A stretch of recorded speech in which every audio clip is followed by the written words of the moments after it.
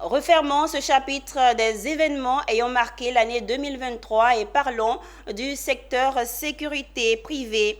Une convention a été signée entre patrons, employés et syndicats du secteur de la sécurité privée et des transports de fonds. Un accord qui devrait permettre d'apporter un nouveau souffle à ce secteur affecté par les problèmes de salaire, de conditions de travail et d'équipement.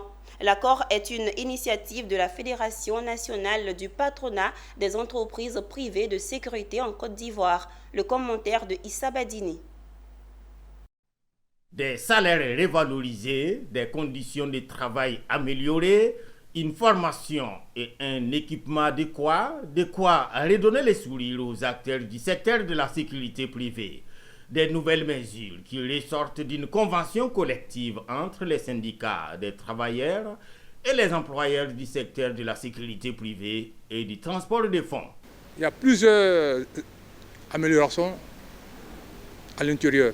La première amélioration, c'est que déjà, c'est les petits détails, mais l'agent qui part à la retraite a un bon traitement qui est matérialisé dans la convention collective en fonction de son nombre d'années de travail et d'ancienneté.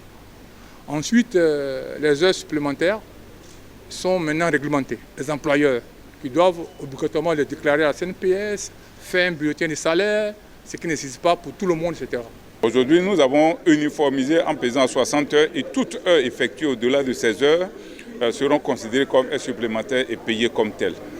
Voilà. Au niveau des tenues, les textes disent que les tenues doivent être fournies gratuitement par l'entreprise. Et en plus de ça, il y a une prime qui doit être donnée à l'employé pour son entretien. Parce qu'aujourd'hui, le constat est que quand les tenues sont sales, nous sommes sanctionnés, alors qu'on ne nous donne pas les moyens nécessaires de les entretenir. Cette convention règle ces problèmes-là. La FENAPEPSI est une association. Son but est d'assurer la promotion et la valorisation des activités de sécurité privée par la réponse collective du secteur sur 3 axes majeurs, parmi lesquels on note une aide à réguler le marché de la sécurité privée par un prix plancher qui garantisse un revenu conforme aux droits du travail aux vigiles.